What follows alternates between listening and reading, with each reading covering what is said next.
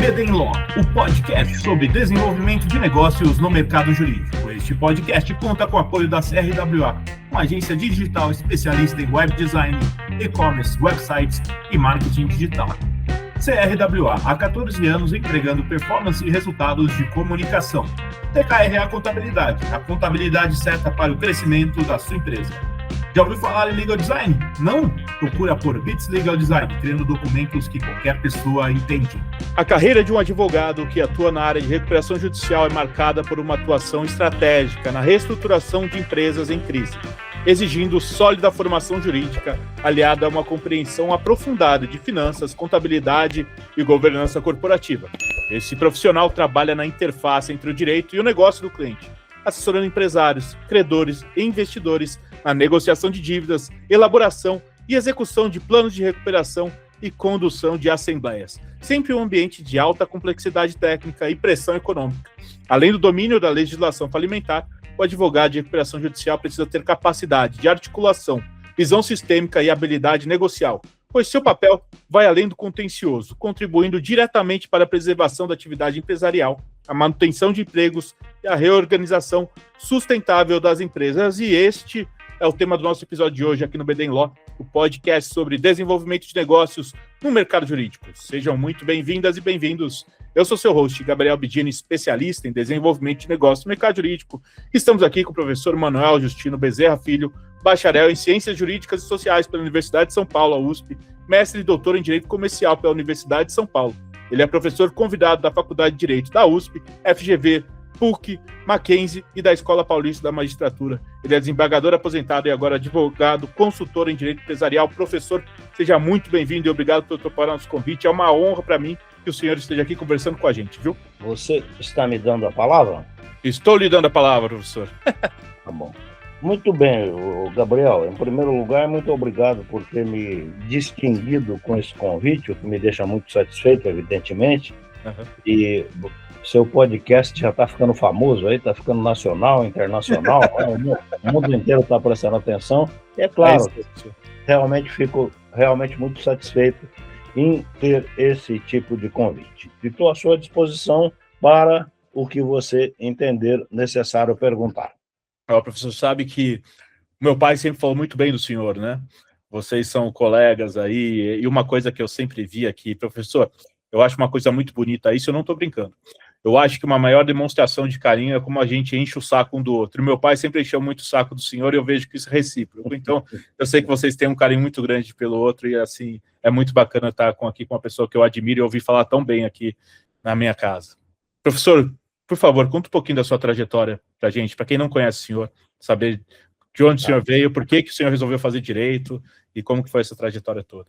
Tá bom. Já que você falou, deixa eu aproveitar e mandar um abraço para o Amídia. O Amídia é meu grande amigo. A gente sempre brincou, teve muita amizade e tal, e a gente às vezes fazia ironia, brincadeira de um com relação ao outro, e havia aluno que parece que não entendia. Às vezes eu ouvia aluno comentar, falando, não, eles são inimigos, eles não se suportam com o outro, o que é totalmente o contrário. Mas vamos lá, não é sobre isso que eu vou falar.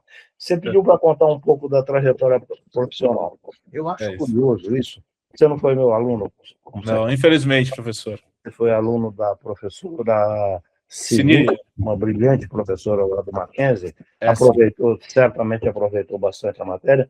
Mas isso que eu vou falar agora, eu sempre inicio a minha aula, só que aí com um tempo muito maior, claro, falando exatamente sobre, vamos dizer, a trajetória profissional. Eu acho que isso é extremamente interessante para os alunos em geral, e só que, claro, eu não vou me estender o tempo que eu me estendo na aula, mas o que eu vou dizer rapidamente é o seguinte, tem um livro, que aliás está aqui, ó, eu não estou fazendo propaganda do livro, não. Mas O Andar do Bêbado. O Andar do Bêbado, é? É um clássico, sim. Leonard Milodinou, ele é um polonês, e ele diz o seguinte, eu sempre cito esse livro, quando eu falo isso, que ele diz o seguinte, mais ou menos, quem quiser ler o livro que vale a pena, tem uma parte que é complicada, a parte que é complicada pula, o resto... Mas o que ele diz é o seguinte, o curioso é que antes de ler esse livro, eu já dizia isso que ele diz no fim do livro. Então, o que ocorre? A vida é feita de acasos, feita de sorte, feita de azares, etc. E, no caso meu, realmente houve, vamos dizer, eu não diria que é sorte, mas, claro, que quando aparece uma oportunidade, você pode considerar que é sorte, e isso você precisa estar preparado para isso, né? Então, as coisas para mim aconteceram por acaso. Eu sempre brinco que eu sou de uma infância pobre, ao contrário do Amid, que os pais dele, a mãe dele era fazendeira e tal, não sei o quê, estou brincando, mas eu sou de uma infância pobre, então eu terminei o ginásio naquela época e fui trabalhar.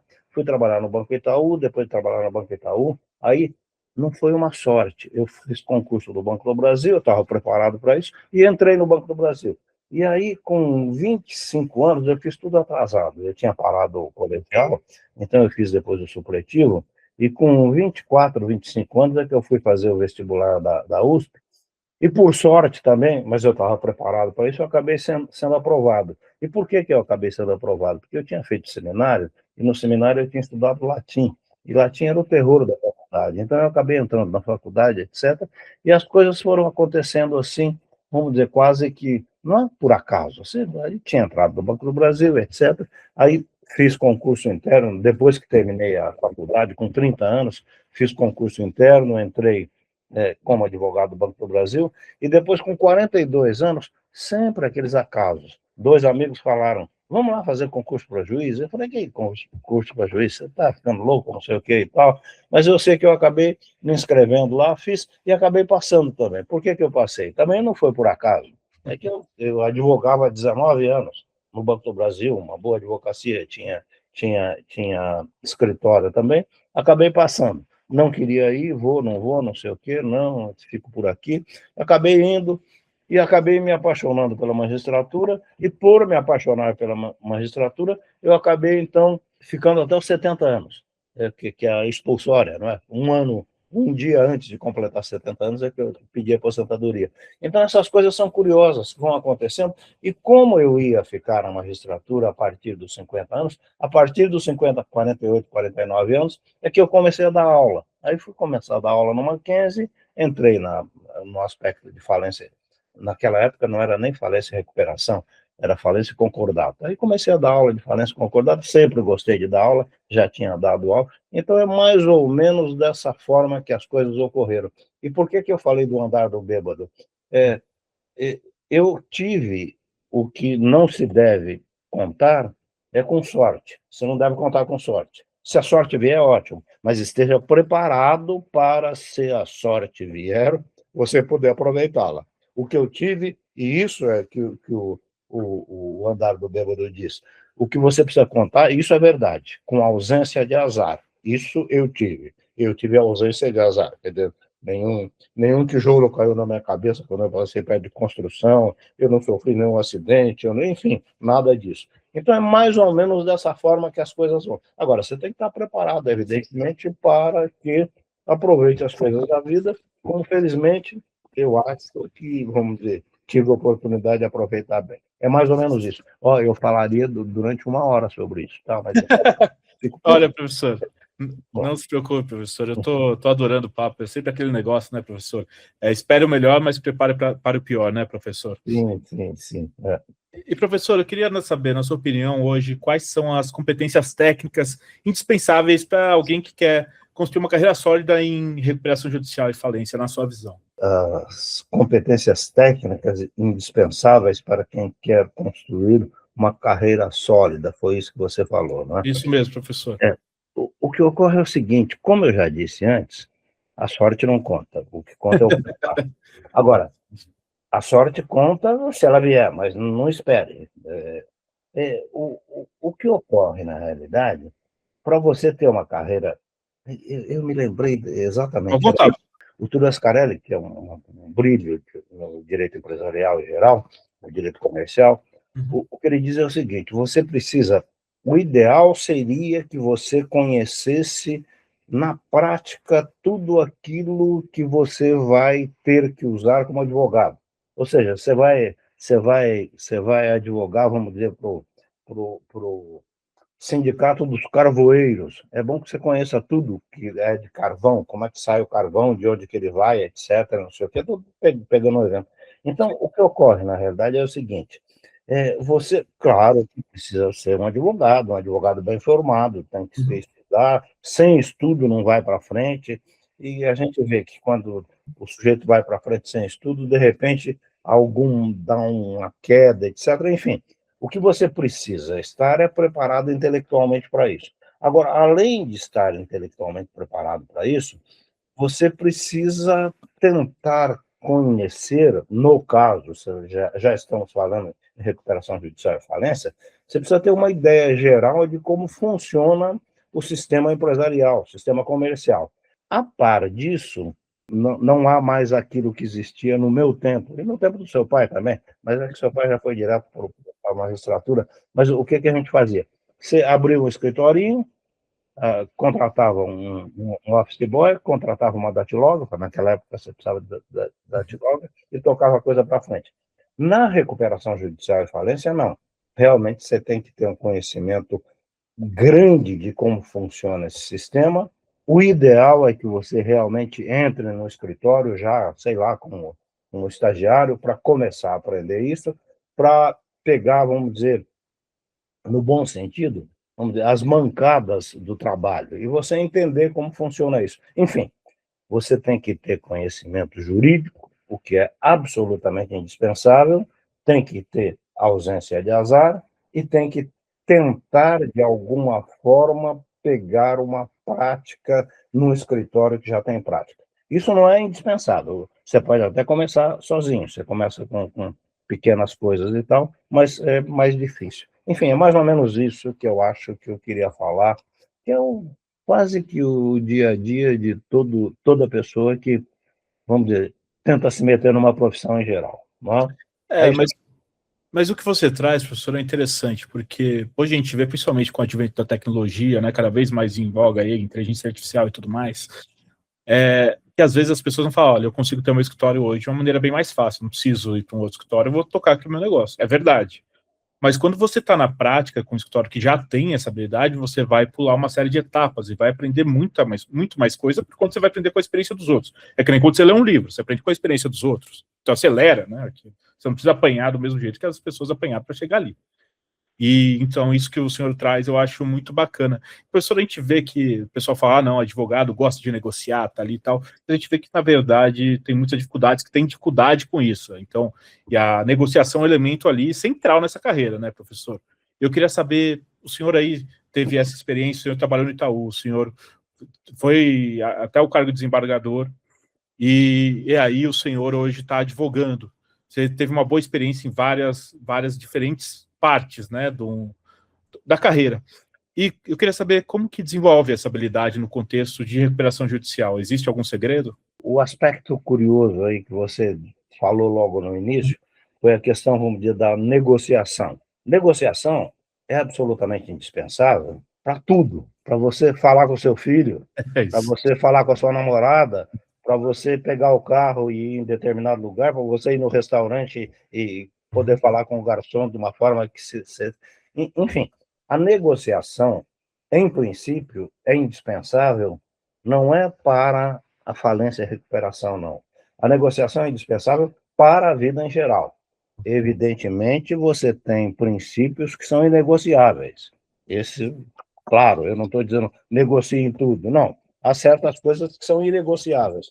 Mas no dia a dia do trabalho, agora pegando diretamente a recuperação judicial e a falência, é fundamental que o advogado se preocupe em tentar viabilizar essa negociação. Tanto isso é verdade que a Lei 11.101 de 2005, reformada em parte pela Lei 14.112 de 2020, a Lei 14.112 de 2020, quem está no dia a dia disso sabe, tem lá os artigos 20A, 20D, que fala especificamente sobre conciliação e mediação, através de sejus, que, enfim, não vou entrar em detalhes disso aí, mas é tão importante que na reforma, apesar da reforma ter tido uma série de falhas, mas trouxe algumas coisas boas também, essa tentativa de conciliação e mediação foi trazida em muito bom momento para a lei. E eu confesso, e quem pegar meu livro vai ver isso, eu confesso que eu era descrente da conciliação mesmo?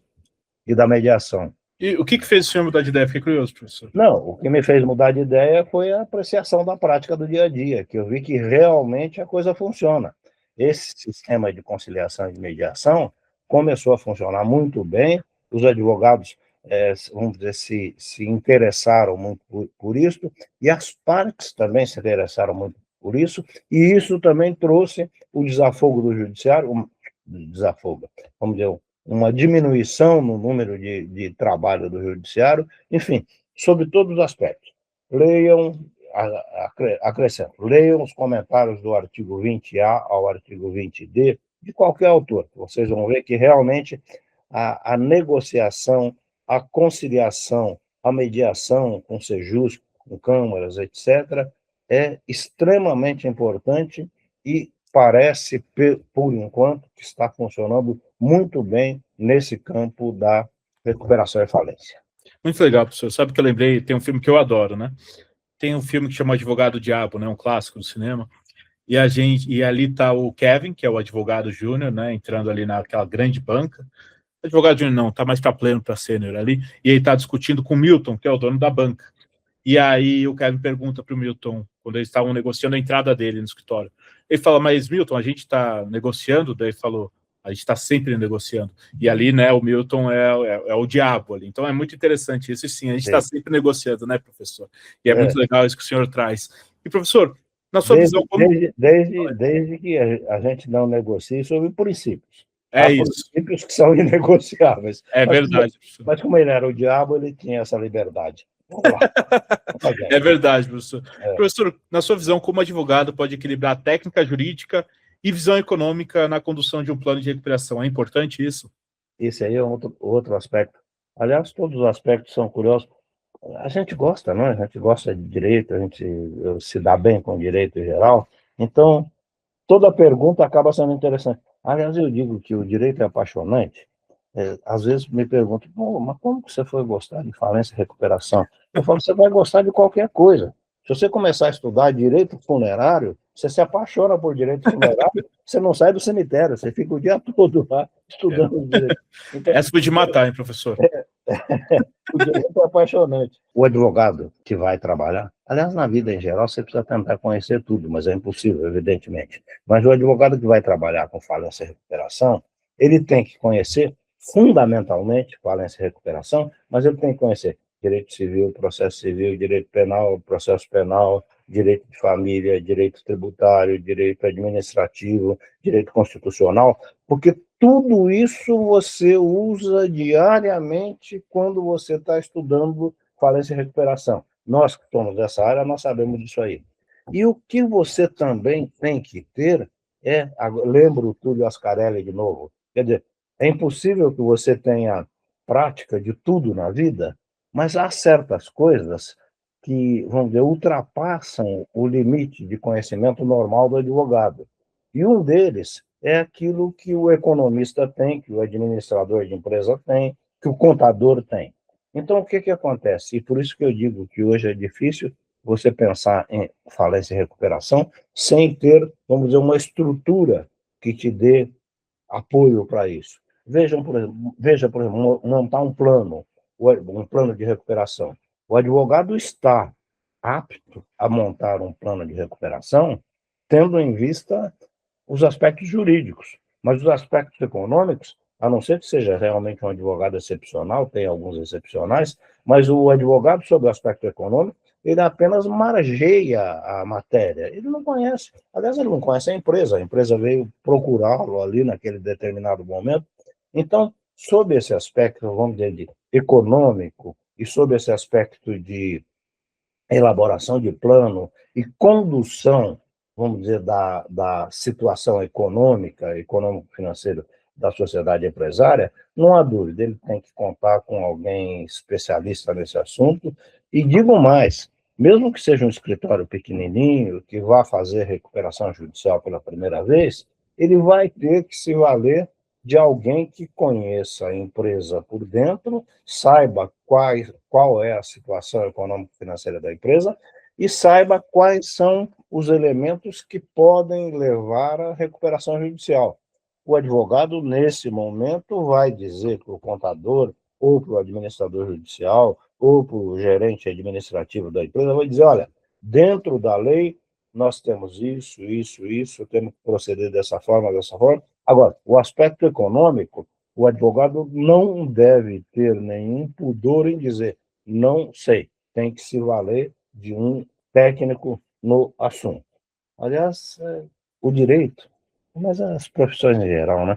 Não sei por que tem tanto advogado tão, como é que eu diria, não é presunçoso. Não, eu sou advogado, né? Mas há advogados assim que se sentem vamos dizer, o senhor da sabedoria.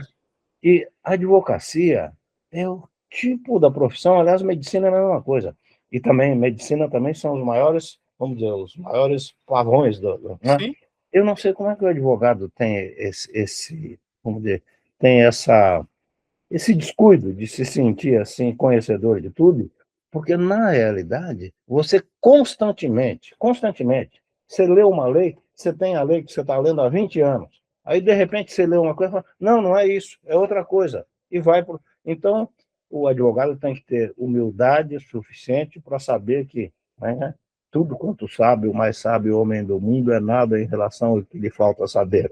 E sobre esse aspecto, terminando esse pensamento, a ideia é exatamente essa. O advogado tem que se valer de uma estrutura de conhecimento de outras pessoas sobre a administração da sociedade empresária e sobre o plano de recuperação. Professor, sabe que eu tenho uma teoria, professor? Eu acho que muitos advogados assim que têm isso. O ego é compreensível, todos nós temos o nosso, né? E também porque, principalmente que na carreira jurídica, o nosso trabalho está muito relacionado ao nosso nome. Se você pega qualquer coisa no seu nome, você perdeu a credibilidade no mercado. Então, é normal isso, né? Mas eu acho que tem muito a ver com a insegurança, professor. Eu acho que, às vezes, o advogado se sente tão seguro naquele tema, mas tem tanto medo que venha alguma coisa que ele não saiba, que eles preferem colocar acima disso como se fosse todo esse pavão, que, na verdade, só mostra maior insegurança. Mas a minha teoria posso estar completamente errado, professor. Não está. Pode seguir com ela. Professor, e olhando para o futuro, embora o senhor esteja na flor da idade, eu gostaria saber como que o senhor enxerga a evolução da carreira de recuperação judicial nos próximos anos no Brasil. Mas eu ainda vou falar sobre esse aspecto que você falou anteriormente, essa arrogância que a gente vê. Eu me lembro quando eu comecei a advogar, pelo menos agora acho que eu estou vacinado também com 81 anos. Se não aprendeu, não aprende mais.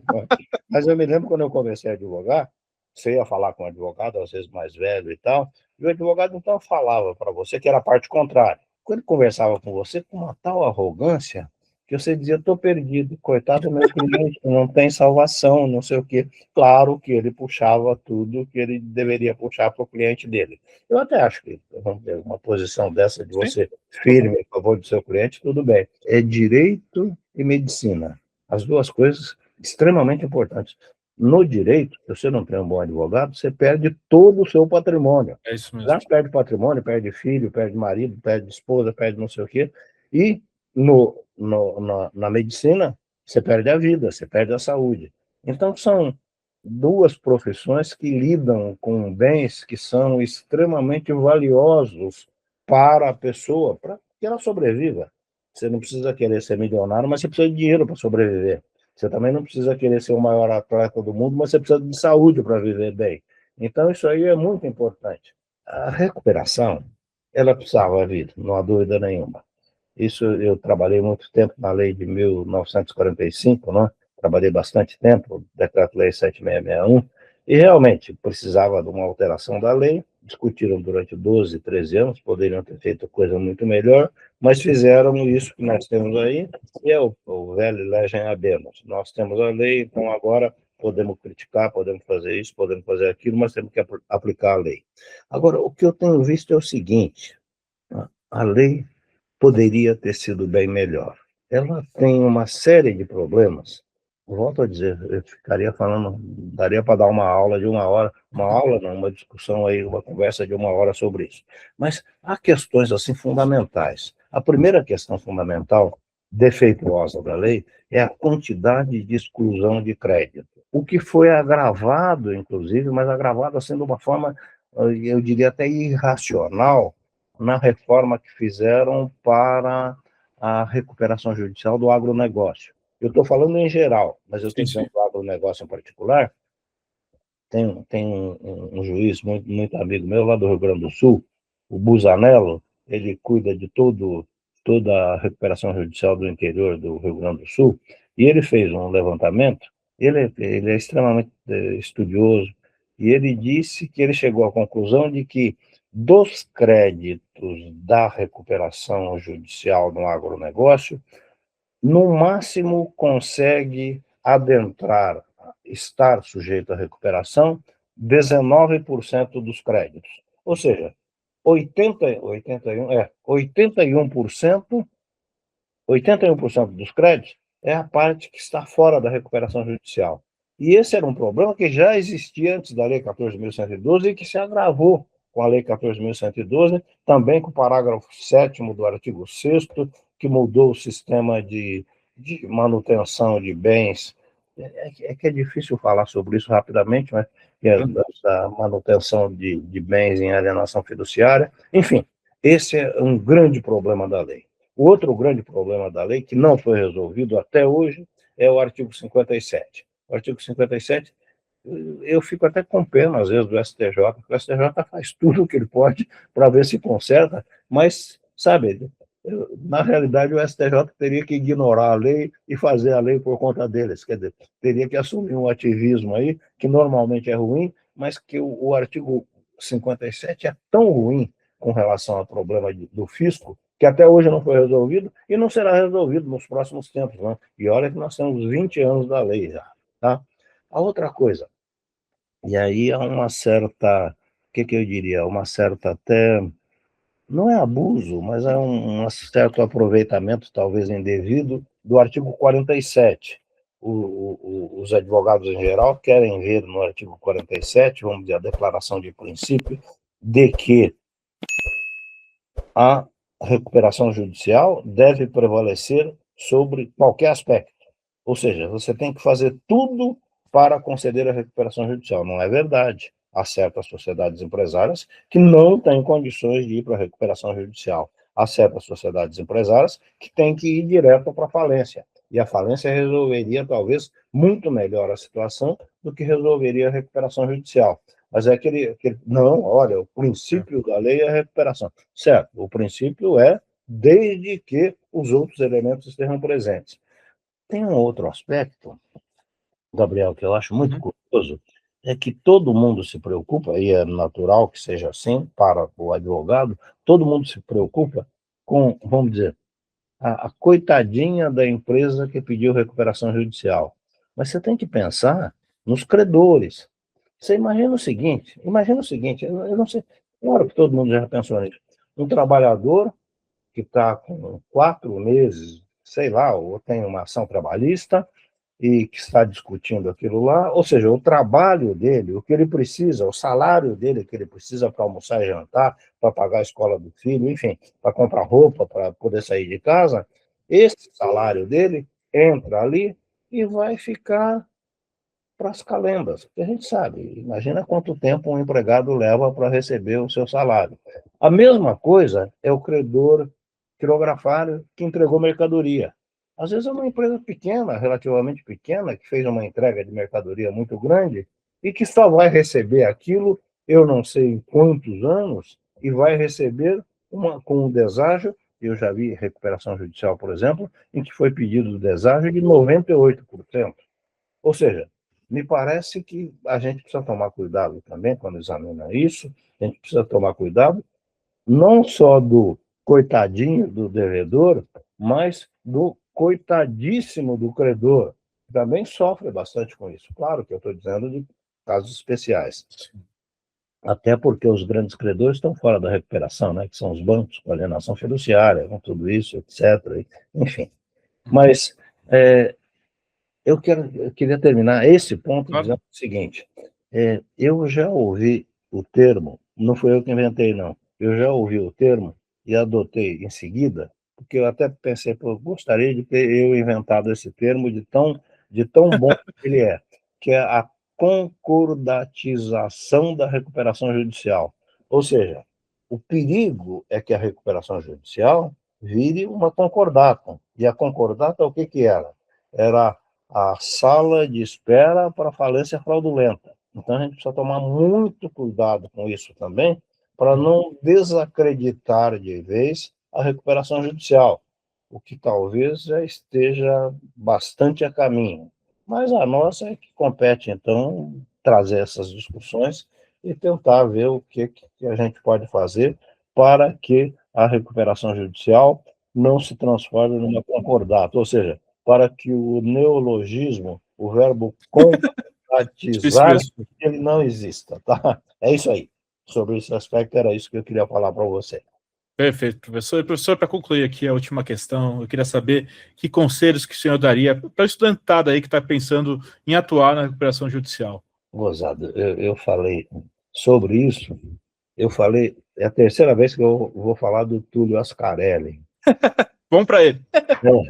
Que ele, aquilo que ele diz, eu acho impressionante isso que ele diz, que o ideal seria que cada um de nós conhecesse profundamente aquilo sobre o qual a gente vai trabalhar. Eu dei o exemplo do Sindicato dos Carvoeiros.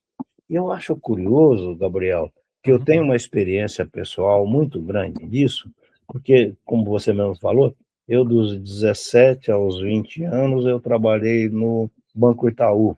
Depois dos 21 aos 42 eu trabalhei no Banco do Brasil. E o que a gente... Agora está tudo, você aperta o botão, nem sabe o que está acontecendo. Mas naquela época não, você fechava ali o balanço, você precisava encontrar a diferença. Às vezes, eu me lembro lá na minha cidadezinha, Aguaí, ficava trabalhando até 11 horas, meia-noite, para tentar descobrir o erro que houve, que levou àquela diferença. Mas eu estou dizendo isso para você por quê? Porque eu lidei sempre no banco, evidentemente, antes da informatização. Eu saí do banco antes de informatizar. Eu saí do Banco do Brasil em 1987, então era o princípio da informatização, ou seja, você lidava com os papéis, você mexia com tudo aquilo, e eu me lembro que eu mexia bastante com títulos de crédito. E eu não tive nenhuma dificuldade em estudar e entender títulos de crédito, porque eu examinava aquilo lá, estudava aquilo lá, o que o professor dizia, aquelas teorias lá terríveis de títulos de crédito. Eu apanhei bastante, não vou negar, não. E eu dizia, nossa, era isso mesmo que eu fazia em Aguaí. Eu me lembro quando o João ia lá, a gente falava para ele, João, assina aqui atrás. Mas assinar aí atrás para quê? Não, porque você está garantindo o outro. Mas como? Não, você é o avalista do outro. O que acontece? Aí você explicava. Aí quando você vai estudar aqueles detalhes de aval, não sei o que, etc., você fala, pô, você lembra do João, etc. Por que eu estou dizendo tudo isso? Porque você falou que conselho daria para quem tem interesse em entrar com recuperação judicial. Não dá para seguir o conselho do Túlio Ascarelli. Não dá para você querer conhecer tudo que existe dentro da empresa, tudo que ocorre lá, de jeito nenhum. Mas você tem que ter uma visão geral de como funcionam as coisas. Eu acho curioso um outro aspecto também. Eu me lembro que no escritório que eu trabalhava, eu lia jornal. E o advogado, um bom advogado, por sinal, não vou nem falar o nome dele, mas ele dizia, não tem trabalho, não? Não tem trabalho, não? Eu falava, mas doutor, eu estou trabalhando. À medida que eu estou lendo o jornal e conhecendo a realidade, isso aqui vai me ajudar no trabalho. Então, o que eu ia dizer é isso. Claro que você tem que ter. Eu digo para os alunos, olha, eu sei que vocês acham que eu estou dando falência e recuperação para vocês. Quem não está muito interessado nisso, acha que está perdendo tempo, que fala, pô, esse chato desse professor, não termina essa aula, não sei o quê. Mas o que eu digo é o seguinte, se você pudesse ter, se quando você entra na faculdade, você pudesse ter a visão de quando você sai da faculdade, Aí você ia aproveitar bem e ia dizer, por que que eu não prestei atenção em todas as aulas? Sim, eu precisava conhecer tudo isso. Então, o que eu digo é o seguinte, por que que eu estou dizendo isso? É se preparar intelectualmente, quanto a isso não há dúvida nenhuma. Você tem que ter conhecimento daquilo que você vai trabalhar. Você tem que ter ausência de azar, se tiver sorte, meus parabéns, e no mais, é aquele problema, como é que é? 95% de transpiração e 5% de inspiração. Não há salvação para quem quer ser advogado e seguir adiante na vida, não há salvação a não ser estudando e conhecendo aquilo que ele vai trabalhar. Ah, mas tem uns advogados malandros, não sei o que tem, sim. Veja aí, por exemplo, tem gente, veja, por exemplo, o Banco Master, não é? Ah, mas e aquele cara lá do Banco Master, que ele... não tá... Veja o que aconteceu, quer dizer, chega uma... Eu estou dizendo quem quer levar a vida eticamente, não vai ser malandro, vai ser um bom advogado. O dia que ele morrer, todo mundo vai chorar, porque era um sujeito que deveria continuar vivo, que fez muito bem na passagem dele pela vida, que preencheu muito bem o tempo dele, e para isso não há outra solução para o trabalho, a não ser conhecimento, estudo, enfim, isso que a gente faz no dia a dia. Aliás, a advocacia é exatamente isso, né? Eu fico até aqui na minha frente, tem uma pilha de livro que é maior do que sentado. E você toda hora está vendo isso. E, de repente, você fala, pô, mas e aquele? Você vai lá. Então, vamos dizer, o meu conselho, se fosse bom, ninguém dava, cobrava, né? Mas o conselho que eu dou é isso. Em primeiro lugar, estudar. Não tem outro jeito. Se você não conhecer a matéria com a qual você vai trabalhar, e quando eu digo matéria, é o direito. Se você não tiver um conhecimento de direito, vai ser difícil a coisa caminhar. E se você tiver, certamente você, ou quase que certamente, você vai se dar bem na vida se estiver também presente, olha, parece que presente, a ausência do azar. É isso mesmo. É mais ou menos isso aí. Eu não estou querendo dar conselho de vida, não, porque conselho de vida a gente às vezes precisa é para a gente mesmo. Fala, e agora o que eu faço, não sei o quê. Mas é mais ou menos isso. Tem que estudar, e pronto. Tá? Professor, os conselhos são uma forma da gente lembrar do que a gente viveu de uma forma nostálgica, é bom. Para mim, eu sempre vejo isso. E sabe, professor, é engraçado, porque o senhor falou desse cara que tinha falado lá, se você não trabalhava enquanto estava lendo jornal, eu passei por uma experiência semelhante, que eu estava lendo, né? Eu leio bastante, que nem o senhor, e eu estudo sobre negócios, que é onde eu trabalho. Então, eu estudo marketing, psicologia, administração, empreendedorismo, tecnologia, tudo que o senhor imagina eu tenho para poder entender o negócio. E aí eu estava lá no escritório, num escritório antigo, e aí o pessoal falou, Gabriel, vai ler em outro lugar, porque senão o pessoal vai achar que você não trabalha. E aí eu olhava aqueles computadores, todo mundo usando livro de apoio de computador. E daí eu falava, eu acho que tem alguma coisa errada, né? Mas de repente sou eu. Mas, professor, eu te entendo, professor, e infelizmente isso que o senhor viveu está se repetindo. Espero que isso mude, quem sabe. É exatamente isso aí. Professor, perdão. Não, eu não sei se você tinha alguma pergunta para fazer. Eu ia dizer que você perguntou o conselho. Olha um conselho que eu dou. Faz igual o Gabriel está fazendo. Estuda, trabalha, se dedica, fica aí em cima de tudo isso. Não se esqueça que você precisa viver também, não é? Toca a vida para frente, tem que viver a vida. Viver a vida. A vida não... Como é que é? A vida não se resume à Lei 11.101 de 2005. Né? A gente tem uma série de coisas para fazer. Mas o último conselho que eu ia dar era isso. Espelhem-se no Gabriel que vocês vão adiante. Ô, professor, agora eu vou ficar me achando, hein? Pessoal, professor, muito, muito obrigado. É um prazer conhecer o senhor, assim, como eu já dizia, aqui em casa o pessoal fala muito bem de você, tanto meu pai quanto meu irmão, família toda. Professor, se o senhor puder compartilhar o seu contato, para quem quiser entrar em contato com o senhor, aprender mais com o senhor, o espaço é seu. No meu livro, o meu livro está na 17ª edição. Está dando para ver aí? Tá sim, professor. Está na 17ª edição, mas eu ia dizer para vocês, não comprem a 17ª edição. Que está saindo a 18ª. A 18ª vai sair agora em janeiro ou fevereiro. E assim, e o que eu queria dizer é o seguinte, eu coloco em algum lugar, eu acho que é na nota do autor, eu coloco o meu e-mail. Perfeito. E eu tenho recebido, inclusive, bastante colaboração desse tipo. O meu e-mail, que eu vou dizer aqui repetir, é Manuel Justino, Manuel é com O, não é com U, tem Manuel. manueljustino@hotmail.com. Eu até brinco o seguinte: se alguém tiver dificuldade em escrever meu nome, que é difícil, compra meu livro que está escrito lá e você copia lá. Manuel. Melhor jeito de guardar, professor. manueljustino@hotmail.com. Estou aqui à disposição de vocês. Tenho muito boa vontade quando alunos, inclusive, às vezes, professor, desculpe incomodar o senhor, mas eu estou com um problema assim e tal, não sei o quê. E eu tenho extremo prazer, até porque hoje em dia eu estou trabalhando, e felizmente tenho bastante trabalho para fazer, estou trabalhando apenas em consulta e parecer. Então eu não estou no dia a dia. Antigamente a gente falava que era umbigo no balcão, né? Não é? Agora não é umbigo no balcão, agora é dedo no teclado, né?